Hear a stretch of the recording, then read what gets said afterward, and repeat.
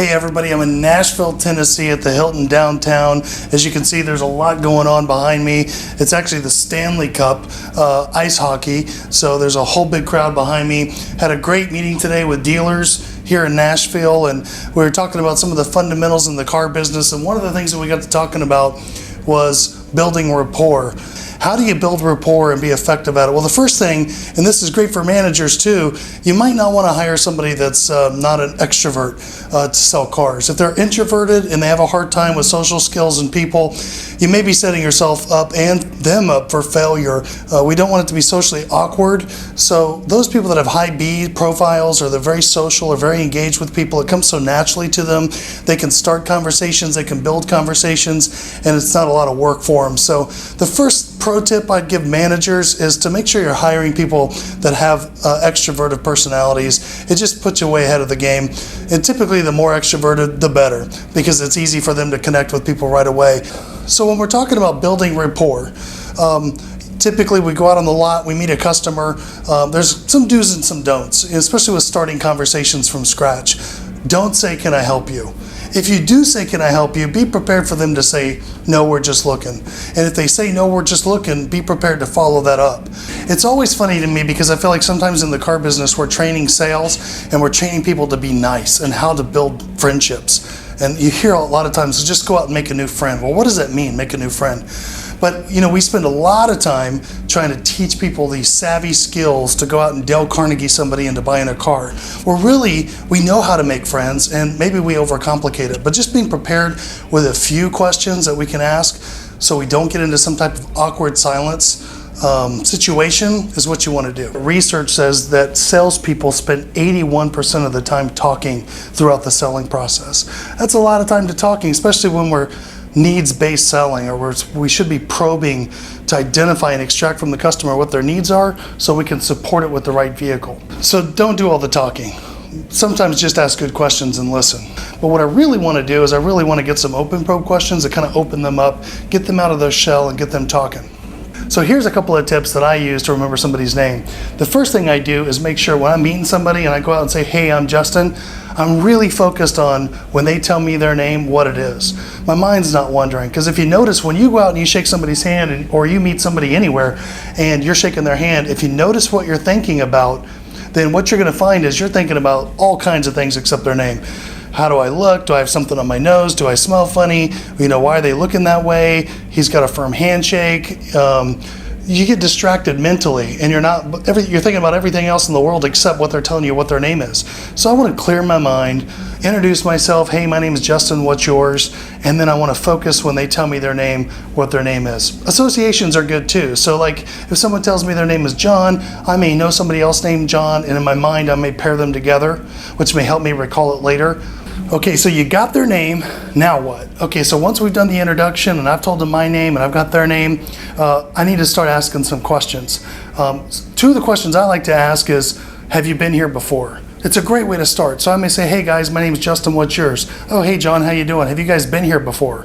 That's not something they can say, "We're just looking," or "blow me off," or "we're not interested." It's going to initiate a response from them. "Yes, we've been here before." "Oh great, when were you guys here last? Have you bought a car here? Have you done service here?" There's a whole bunch of follow-up questions I can ask from that. "Hey, are you guys looking for a car, truck, SUV, or van today?" Well, here I've given them some options. It's a closed probe question, but the natural response from them will be to tell me if they want a car, truck, SUV, or van. And that's better than, "No, don't bother us. No, we don't want to talk to you," because they're in a shell because they don't know who you are. They're worried you're going to attack them on the ground, tackle them on the ground and sell them a car, and they're just freaked out. So, and we've earned that reputation sometimes in the car business. So what you want to do is get to asking questions that breaks the ice and to where they're responding to you so that you can build on that and start asking them more questions.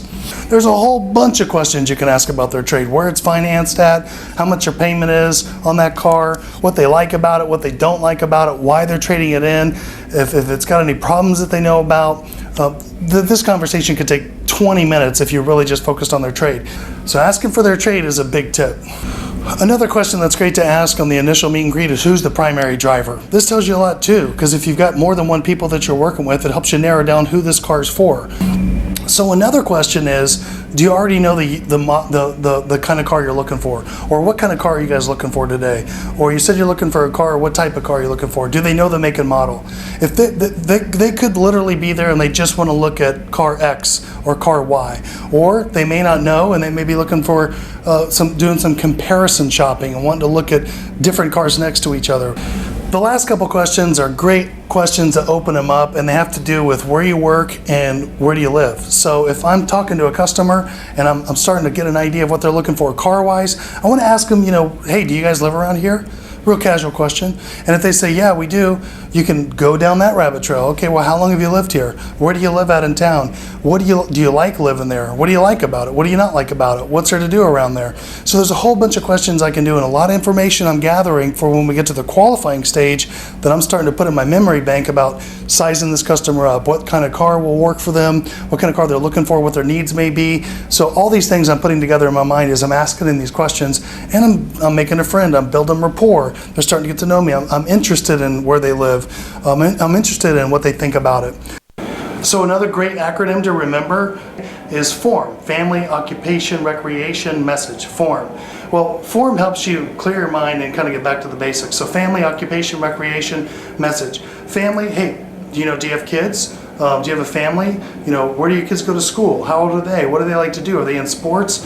And you can go on down that rabbit trail. Occupations, where do you work at? How long have you been there? How do you like working there? What do you love about it? What do you hate about it? I mean, you don't want to interrogate them, but I'm just giving you a bunch of ideas of how you can expand on their job. Recreation, what do you guys like to do? Use your area to figure out what's going on in your area and what's popular, and key on that, because if hunting is big and you're in the Midwest, there's a good chance they may like to hunt. If you're somewhere south on the beach, there's a good chance they might like the beach. So use your environment to figure out what's popular, and then ask them about that. Hey, what do you guys like to do for fun? Or what do you guys do around here? Or do you guys boat? Do you guys fish? Hunting. But these are great connectors. Look at their clothing, see if they're wearing anything, a racing shirt, their hat may give a tip of what they may like to do, and then get them talking about their hobbies or what they like to do for fun. Message. When you get through family, occupation, recreation, it's time to get back to message, which is car. So I may be walking around to show them another car. I've went through form. I've kind of talked about family, their occupation, their recreation. Well, by now I should be to the car. And it gives me some other things and other topics to come back to later. I can bring that job back up, or I can bring that hunting back up, and we can talk about it more as we go along. Man, it's getting live out there. Stanley Cup.